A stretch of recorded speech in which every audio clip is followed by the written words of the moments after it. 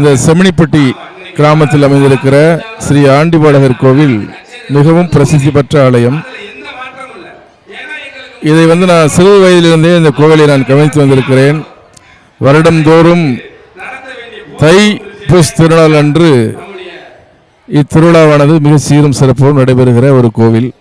மிக சிறிய ஆலயமாக இருந்து வந்தது. அதை நான் சிறு வயதிலே பார்த்திருக்கிறேன்.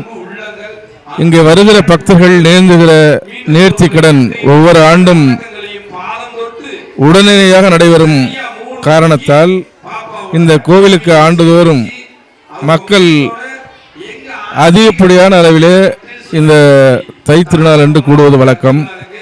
கல்லால் செதுக்கப்பட்ட ராஜகோபுரத்தினை கட்டி இந்த பகுதியிலே ஒரு தனித்துவம் வாய்ந்த ஆலயமாக ஏறத்தாழ 60 வீடுகள் முருகனுக்கு இருந்தாலும் கூட முதல் வீடும் கடைசி வீடும் மதுரை மாவட்டத்தில் இருப்பது சிறப்பு.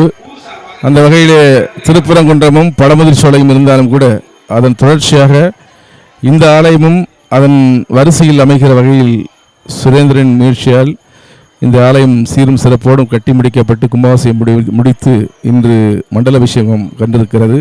அந்த ஆண்டிபாடகருடைய அருளை பெறுகிற வகையிலே வருங்காலங்களிலே கூட்டம் அதிகரிக்கும் என்ற நம்பிக்கை எங்களுக்கு இருக்கிறது.